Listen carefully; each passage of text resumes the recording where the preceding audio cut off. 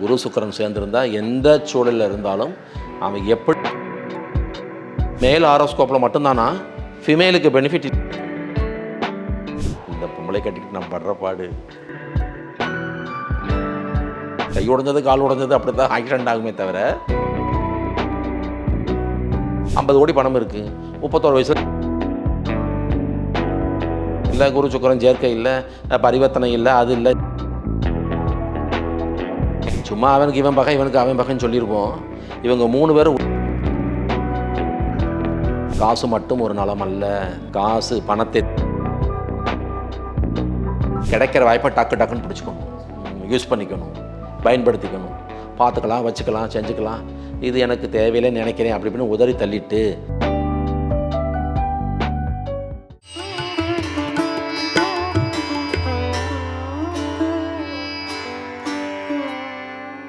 பிரணவ மந்திரம் நேயர்களுக்கு அன்பு வணக்கம். நம்ம கோடீஸ்வரன் ஆகணும் அப்படின்னா நவகிரகங்களில் இருக்கக்கூடிய குருவா சுக்கிரனா இந்த 2 கிரகங்களில் எதை ஆக்டிவேட் செய்யும் பொழுது நமக்கு அதற்கான பலன் கிடைக்கும் அப்படிங்கிறத பற்றி ஒரு தெளிவான விளக்கம் கொடுக்கறதுக்காக பிருகுநந்தி நாடி ஜோதிடர் திரு பிருகு பிரபாகரன் ஐயா நம்ம கூட இணைஞ்சிருக்காங்க. சார் வணக்கம்.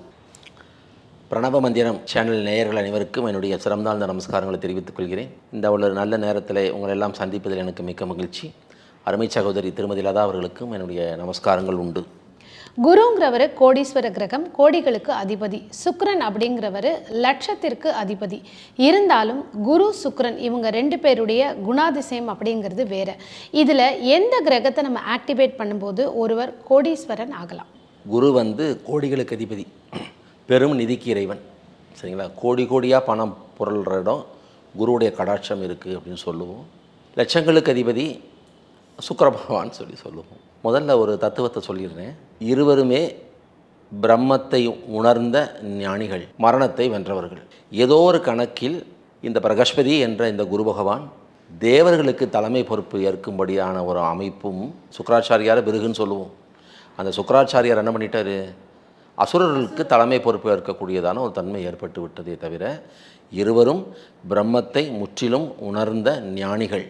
இருவருக்குள்ளும் ஒருவரை ஒருவர் நன்கு புரிந்து கொண்ட அந்த புரிதல் உண்டு. இப்போ நான் ஒரு உதாரணம் சொல்கிறேன். தேவர்களுக்கும் அசுரர்களுக்கும் யுத்தம் நடந்திருக்கு. எங்கேயாவது ஒரு இடத்துல குரு பகவானும் சுக்கிர பகவானும் ஒருத்தர் அடிச்சுக்கிட்டாங்க, கட்டி புரண்டாங்க, நீங்கள் கண்டதுண்டா கேட்டதுண்டா? கிடையவே கிடையாது. சண்டையிட்டு கொண்டதில்லை, ஒருவர் மீது ஒருவர் கோபம் கொண்டதில்லை, சினம் கொண்டதில்லை. ஏன் தெரியுமா? இருவரும் ஒருவரை ஒருவர் நன்கு புரிந்தவர்கள்.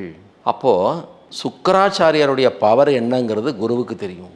இறந்து போன ஆண்டவனை மீண்டு எழுப்பக்கூடியதான சக்தி சுக்கிரனுக்கு உண்டு, அது குருவுக்கு கூட கிடையாது. சஞ்சீவினி மந்திரம் தெரிந்த ஒரே கிரகம் யாருன்னா சுக்கிர பகவான் தான், சுக்கராச்சாரியார். அதனால் அவர் என்ன சொல்வார், உங்கள் படை இருக்குல்ல, தேவர்கள் படை, அவனுங்கள்லாம் அமிர்தம் குடித்தவனுங்க, என்ன அடி அடித்தாலும் ஜாக மாட்டானுங்க, கவலை இல்லை. அச்சிச்சோ, அப்போனா உங்கள் படையில் எல்லோரும் செத்து போயிடுவானுங்களே, செத்தா நான் திருப்பி எழுப்பிடுவேன்.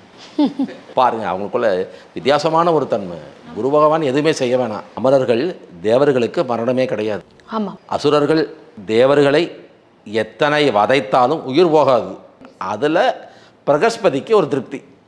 இவருக்கு என்ன திருப்தி, இவருக்கு என்ன ஒரு நம்பிக்கை, என்ன உங்கள் ஆட்கள் அத்தனை பேர் சேர்ந்து எங்கள் அசுரப்படையை முற்றிலும் நிர்மூலம் பண்ணிட்டாங்கனாலும் என் கமண்டலத்திலேருந்து தண்ணீர் எடுத்து அதுக்கு ஒரு மந்திரம் இருக்குது, மந்திரத்தை ஜபம் பண்ணி தூக்கி தெளிச்சேன்னா அத்தனை பேர் எந்திரிச்சிருவோம். ஸோ நீயும் ஒரி பண்ணாத, நானும் ஒரி பண்ணல, நம்ம வேலையை நம்ம பார்ப்போம். குருவும் சுக்கிரனும் அவ்வளோ விசேஷமானவர்கள், ரொம்ப ரொம்ப நல்ல ஒரு தன்மை உள்ளவர்கள்.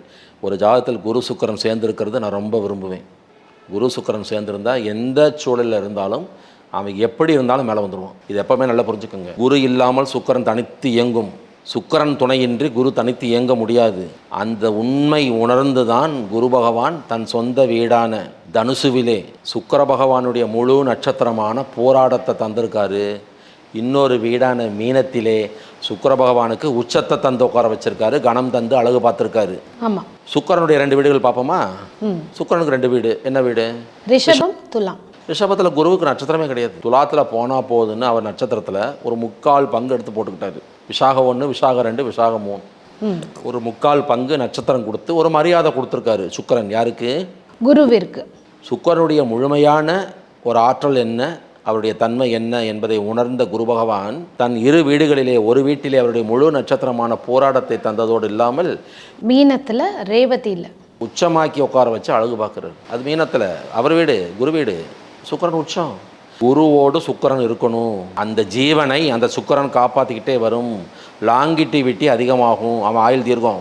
குரு சுக்கிரன் சேர்க்கை, குரு சுக்கிரன் பரிவர்த்தனை, குரு சுக்கிரன் சமசப்தம பார்வை, குரு சுக்கிரனின் சாரம், சுக்கிரன் குருவின் சாரம், இதெல்லாம் நாங்கள் நிறைய பார்க்குறோம்.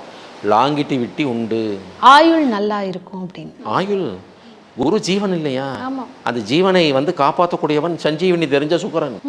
அப்போ எங்கள் ஐயாவுக்கு தனுசுல குரு வீட்டில் சுக்கிரன், துலாத்தில் சுக்கிரன் வீட்டில் குரு, குரு சுக்கிரன் பரிவர்த்தனை, ஆயுள் தீர்க்கம், குரு சுக்கிரன். ஸோ அந்த குரு சுக்கிர சேர்க்கையை நான் ரொம்ப விரும்புவேன். மேட்சிங்கில் கூட மணமகன் ஜாதகத்தில் குரு சுக்கிரன் சேர்ந்துருக்கான்னு பார்ப்பேன். ஏன்னா லாங்கிட்டிவிட்டி வேணும் இல்லையா, ஆயுள் வேணும் இல்லையா. 1000 இருக்கட்டுமா, அத்தனையும் என்ஜாய் பண்ணுறதுக்கு ஆயுள் வேணும் இல்லையா. ஆமாம், வேணும். ஆயில் இல்லாமல் என்ன பண்ணுறது. இதையே பெண்ணுக்கு எடுப்பேன். சுக்கிரனோடு குரு சேர்க்கை இருந்தால் அவள் என்னைக்கு இருந்தாலும் மிகப்பெரிய அளவில் பொருளாதாரத்தில் வளர்ச்சி அடைஞ்சு தன்னை சார்ந்தவர்கள் எல்லாம் அவள் ஆதரித்து வைத்து கொள்வாள். இது மேல் ஆரோஸ்கோப்பில் மட்டும்தானா, ஃபீமேலுக்கு பெனிஃபிட் இல்லையா கேட்பீங்களா? நிச்சயமாக கேட்கலையே. நீங்களே அழகாக சொல்லிட்டு வரீங்களே. அப்போ ஆணோ பெண்ணோ குரு சுக்கிரன் சேர்க்கை நான் ரொம்ப லைக் பண்ணுவேன். இதெல்லாம் இல்லாதவர்களுக்கு இதுக்கு வேறு சூட்சுமங்களை சொல்லி நாங்கள் ஆக்டிவேட் பண்ண சொல்லுவோம். இது இப்போ இல்லை யாருக்குமே, எல்லாருக்கும் இருக்குன்னு சொல்ல முடியுமா, வாய்ப்பே கிடையாது. அப்போ இது எப்படி இருக்குது என்னங்கிறத பார்க்கணும். ஜென்ம நட்சத்திரம் இருக்கு இல்லையா, ஆமாம். அப்படின்னா என்ன, நாம பிறந்த நட்சத்திரம் அப்படின்னா என்ன, அதுதான் சந்திரன் என்ற நட்சத்திரம். சந்திரன் நிற்கிற நட்சத்திரம், அதான் நம்ம பிறந்த நட்சத்திரம். Why we are giving priority to that Chandra, மனோகாரகன் சந்திரன், அந்த மாதிரிலாம் சொல்லுவோம். உடல் அந்த மாதிரிலாம் சொல்லுவோம். காலபுருஷ தத்துவத்திலே பொதுவாக 2ஆம் வீடு சம்பத்து செல்வம், அங்கே உச்சமடையக்கூடியவர் சந்திரன். ஸோ அவருக்கு என்ன இருக்குது, ஒரு கிரேடு உண்டு, ஆமாம், அவருக்கு ஒரு கணம் உண்டு. அந்த வீட்டினுடைய நாதன் யார், சுக்கிரன், அது வேற, ஈஸ் அ ஓனர். அங்கே யார் எக்ஸால்டேஷன், அங்கே உச்சமடைவது யாருன்னா சந்திரன். அவருடைய சுய நட்சத்திரமும் அங்கே இருக்குது, ரோஹிணி. அப்போ சந்திரன் உச்சமடையக்கூடியது கார்த்திகை நட்சத்திரம் 2ஆம் பாதத்தில். காலபுருஷனுடைய செல்வம் அந்த 2ஆம் வீடு ரிஷபம், ரிஷபத்தில் உச்சமடையக்கூடியவர் சந்திரன், இன்னொருவர் ராகு. சந்திரனை பற்றி பேசுவோம். அப்போது உங்கள் ஜாதகத்தில் சந்திரன் எங்கே நிற்கிறார் அதை பார்க்கணும். ஒரு நட்சத்திரத்தில் நிற்பார், சரியா. அப்போ சந்திரன் நிற்கிற நட்சத்திரம் இருக்குது பார்த்தீங்களா, அந்த நட்சத்திரத்திலிருந்து 2ஆம் நட்சத்திரம், 4வது நட்சத்திரம், 6வது நட்சத்திரம், 8, 9வது நட்சத்திரங்கள் சிறப்பு செய்யும். இது பொது விதி, சரியா. இது கிட்டத்தட்ட எல்லாருக்கும் தெரியும். ஒரு ஜாதகத்தில் சந்திரன் நிற்கிற நட்சத்திரம் என்னன்னு பார்த்துக்கணும். அந்த நட்சத்திரத்திற்கு 2 என்ன, 4 என்ன, 6, 8, 9 நோட் பண்ணிக்கணும். அந்த ஜாதகத்தில் சுக்கிரன் ஒரு நட்சத்திரத்தில் நிற்பார் இல்லையா, ஆமாம். அந்த நட்சத்திரத்திலிருந்து சந்திரன் நின்ற இந்த 2வது நட்சத்திரம் எத்தனையாவது நட்சத்திரமாக வருதுன்னு பார்க்கணும். அதுவும் எப்படி வரணும், 2, 4, 6, 8, 9 ஏதாவது ஒன்றா வரணும். சுக்கிரன் அந்த ஜாதகத்தில் ஒரு இடத்துல நிற்கும் இல்லையா, ஒரு நட்சத்திரத்தில் நிற்கும் இல்லையா, அங்கேருந்து எண்ணி வரும் பொழுது 2, 4, 6, 8, 9ங்கிற தன்மைகளிலே இந்த 2, 4, 6, 8, 9 ஏதாவது கோயின்சைட் ஆகுதான்னு பார்க்கணும். Point number 2. பாயிண்ட் நம்பர் 3, அதே ஜாதகத்தில் நீங்கள் சொன்னீங்களே கோடீஸ்வரம், கோடிகளுக்கு தலைவர் யார், குரு. குரு பகவான் எங்கே என்ன நட்சத்திரத்தில் நிற்கிறாருன்னு சொல்லி பார்த்து அந்த நட்சத்திரத்தில் குரு நின்ற நட்சத்திரத்திலிருந்து 2, 4, 6, 8, 9ங்கிற தன்மைகளிலே ஒரு நட்சத்திரம் வந்துகிட்டு இருக்கும் இல்லையா, ஆமாம். அதுவும் இதோட டேலி ஆகணும். அப்படி டேலியாகி வரக்கூடிய நட்சத்திரம் ஒன்று வந்தாலும் கிட்டத்தட்ட அதிர்ஷ்டம். அந்த நட்சத்திரத்தை இயக்கணும். சும்மா குருவை ஏக்கு சுக்கிரனை ஏக்குன்னு அப்படிலாம் ஏக்கினா ஒன்றும் நடக்காது. நட்சத்திரத்துக்குள்ளே சூட்சுமம் இருக்குது. கிரகங்களை இயக்குவதை விட நட்சத்திரங்களை இயக்கும் பொழுது கிரகம் இயங்க ஆரம்பிக்கும். நீங்கள் கிரகத்தை மெயினாக இயக்கவே முடியாது, நட்சத்திரத்தை தான் சூட்சுமம் இருக்குது. நான் நட்சத்திரங்களை பற்றி ரொம்ப விரிவாக பேசுவேன், உங்களுக்கு தெரியும். அந்த அளவுக்கு நட்சத்திரத்துக்கு எப்போவுமே கணம் உண்டு. ஜோதிடம், ஏன்னா நீங்கள் குரு சுக்கிரனை வச்சு எப்படி லட்சங்களையும் கோடிகளையும் எடுக்கிறேன்னு சொன்னீங்கல்ல, அதுக்கு நான் ஒரு விளக்கம் சொன்னேன். சார் அது எங்கள் ஜாதத்தில் இல்லை. ஆமாம். இப்போ என்ன பண்ணுறது, குரு சுக்கிரன் பார்வை இல்லை, குரு சுக்கிரன் சேர்க்கை இல்லை, பரிவர்த்தனை இல்லை, அது இல்லை, இது எதுவுமே இல்லைங்கிறீங்க. அப்போ இவங்கெல்லாம் அப்போ கோடீஸ்வரன் ஆக முடியாதா, கேள்வி வருது இல்லையா. உள்ளே போய் சூட்சுமத்தை அறிந்து உணர்ந்து இயக்கினால் யாரும் கோடீஸ்வரன் ஆகலாம். சந்திரனுக்கு குருவுக்கு சுக்கிரனுக்கு லிங்க் உண்டு. சும்மா அவனுக்கு இவன் பகை இவனுக்கு அவன் பகைன்னு சொல்லியிருப்போம். இவங்க 3 பேரும் உள்ளே இயங்குனா ஒருத்தன் கோடீஸ்வரன் ஆயிடுவான். அப்படி ஆன ஜாதகம் என்கிட்ட இருக்குது.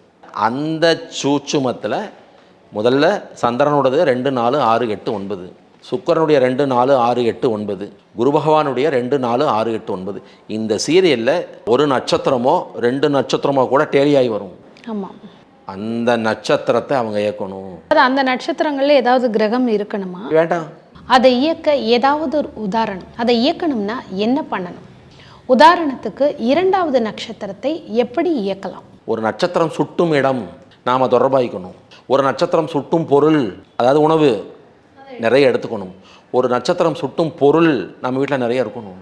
இப்படிலாம் செய்ய வரும்போது தான் என்ன ஆகுதுன்னா, அது 2ஆக வருது இல்லையா, 2ஆம் நட்சத்திரம் இல்லையா, 2 நாளே தனம், பொருளாதாரம், பொருள் சேர்க்கை ஆட்டோமேட்டிக்காக வரும். 4 என்னதுன்னா சம்பத்துனா இங்கே வேறு மாதிரி அர்த்தம் எடுப்பாங்க. நான் சொல்லுவேன் சௌபாகியம். தனம் வேறு, சௌபாகியம் வேறு. சௌபாகியவதி அப்படி தான் ஒருத்தர் ஆசீர்வதிக்கணும். 6 ஸ்டார். அந்த 6வது நட்சத்திரம் எப்போ உனக்கு நான் உதவணும் ரெடியாக நிற்கும். அதுக்கு என்ன பேர்? சாதகம், சகாயம். நம்ம ஜென்ம நட்சத்திரத்துக்கு 6ஆம் நட்சத்திர காரங்களை நம்ம கூட வச்சுக்கணும். டக்குன்னு ஹெல்ப் கிடைக்கும். அடுத்தது 8. இப்போ பாருங்கள், 2, 4, 6, 8, 9 எத்தனை நட்சத்திரம்? 5ல் ஃபஸ்ட்டு கிரேடு 8.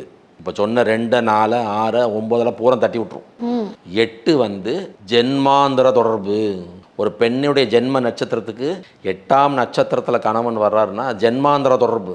ஒரு பெண்ணின் ஜாதகத்தில் அவளை சுட்டக்கூடிய கிரகமான சுக்கிரன் நிற்கும் நட்சத்திரத்திற்கு 8வது நட்சத்திரத்திலே அந்த ஆண்மகனின் ஜாதகத்தில் அவனை சுட்டும் குரு இருந்தால் இவர்கள் கடந்த பிறவியிலும் கணவன் மனைவி. ஜென்மாந்தர தொடர்பது. இவங்க கடந்த பிறவியிலும் கணவன் மனைவி. ஸோ 2, 4, 6, 9 விட என் அனுபவத்தில் கணமானது 8. 8ஆம் நட்சத்திரம் உயர கொடுக்கும். உனக்கு நான் எவ்வளோ நாளும் உதவுறேன், ஒரு லிமிட்டுக்கு மேலே என்னால் உதவ முடியாது, இது வேறு. புரட்டாதி 4 இண்டிகேஷன் வந்ததுன்னா அற்புத வாய்ப்புகளை இழந்து கடைசியில் வேதனைப்படுவாங்க. அப்போ 2nd star, 4th, 6th, 8th, 9th ஸ்டாருக்குள்ளே பல ரகசியங்கள் அடங்கியிருக்கு. அதை 3 கிரகத்துக்கு தான் ரெஃபரன்ஸ் எடுக்கணும், வேறு யாருக்கும் எடுக்கக்கூடாது. சந்திரனுக்கு, சுக்கிரனுக்கு, குருக்கு 3 பேத்துக்கு ரெஃபரன்ஸ் எடுத்து அதை போட்டே வரும்போது லக்கிலி ஒரே ஒரு ஸ்டார் மேட்ச் ஆச்சுன்னா அந்த ஸ்டாரை பிடிச்சிடணும். அனுபவித்து உணர்ந்து சொல்லியிருக்காங்க. அந்த தன்மையில் அதை ஏற்குனா நல்ல ரிசல்ட்டு, அற்புதமான ரிசல்ட் கிடைக்கும். ஃபாலோ பண்ணணும். அருமை. உங்ககிட்ட ஒரு கேள்வி கேட்டோம் அப்படின்னா அதற்கு இவ்வளவு பதில்கள் வந்திருக்கு. இந்த பதிவும் எல்லாருக்குமே ரொம்ப பயனுள்ள பதிவாக இருந்திருக்கும்னு நினைக்கிறோம். அடுத்த ஒரு பதிவில் சந்திக்கலாம். நன்றி. மிக்க மகிழ்ச்சி. நன்றி. வணக்கம்.